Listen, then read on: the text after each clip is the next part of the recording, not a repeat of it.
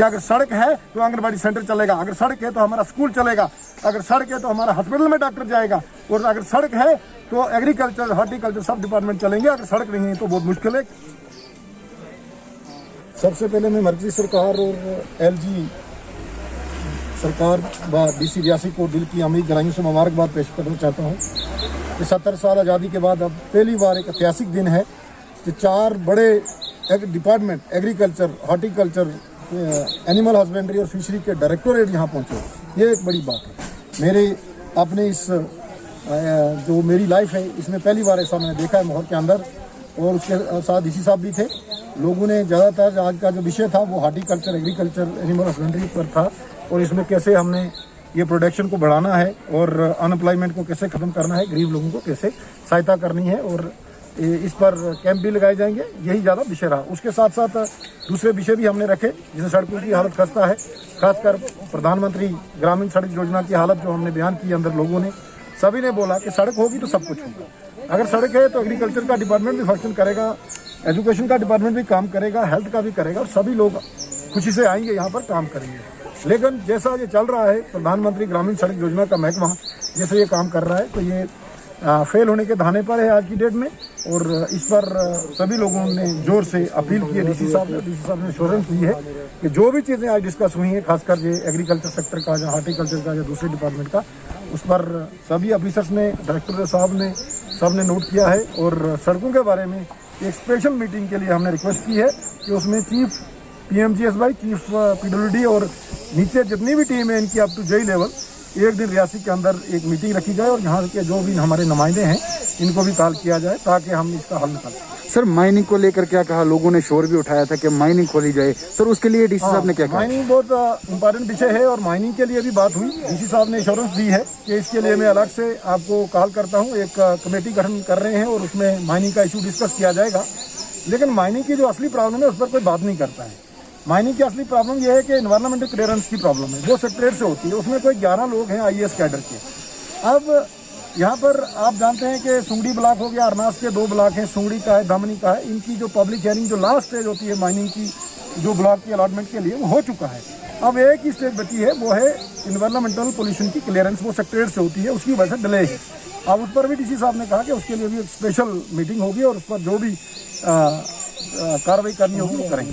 Sir, दूसरी बात ये भी है कि PS गोटा अगर बात करें या बलमत कोट करें, वहाँ पे सर गोटा में अभी भी किराए पे चल रहा है। तो सर, इसके बारे में भी आपने बात रखी थी, तो क्या DC साहब ने अंदर नहीं दिलाई? शॉर्टकट में समय कम था, DC साहब ने वापस जाना था, लेकिन PSC गोटा की बात नहीं की।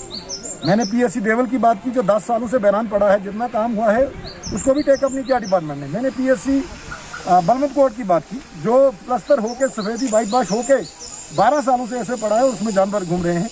मैंने PSC बना की भी बात की जिसका पैसा 10-15 साल पहले आया और वहाँ काम नहीं शुरू हुआ। मैंने PSC गोटा की भी बात की। मैंने तकरीबन सभी ये जितने भी एरियाज पे टच किए हैं इस पर भी बात हुई है।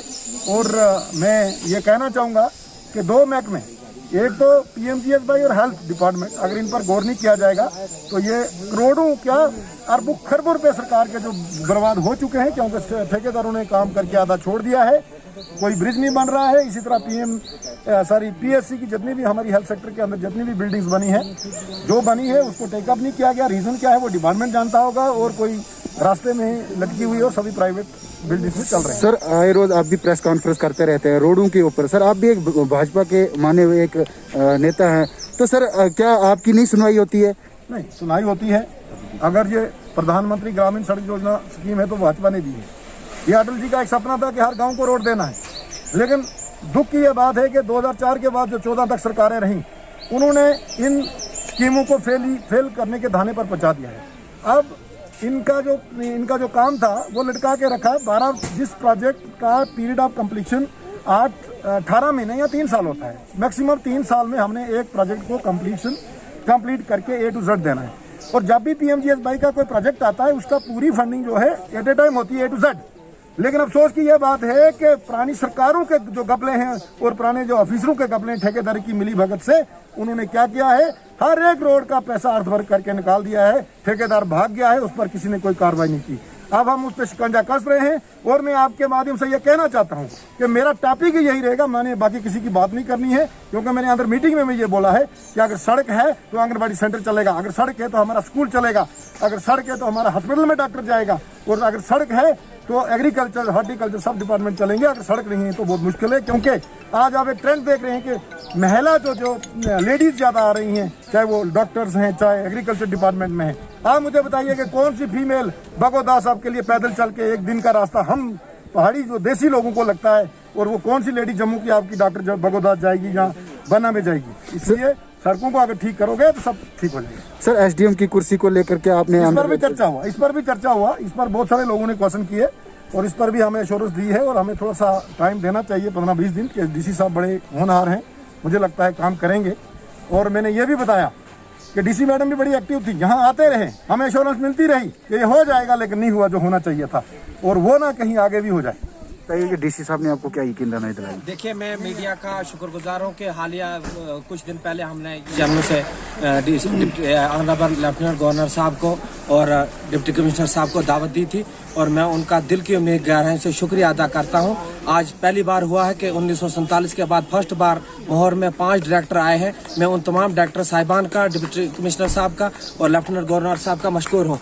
वहीं पर बात की जाए कि आज क्या बात हुई, आज का विषय जो था कि हुकूमत इस वक्त बुनियादी तौर लोगों को डोर स्टेप पे अपनी बुनियादी सहूलियातें देना चाहती हैं। तमाम लोगों को PMAY किसान स्कीम के और जितनी भी स्कीमें हैं, इनकी जो यहाँ सेंट्रल गवर्नमेंट ने लागू की हैं, हर गांव में अवेयरनेस करने के लिए डिप्टी कमिश्नर साहब को हिदायत दी है कि हर पंचायत के अंदर अवेयरनेस होगी और लोगों को जो बुनियादी सहूलियातें हैं वो दी जाएंगी।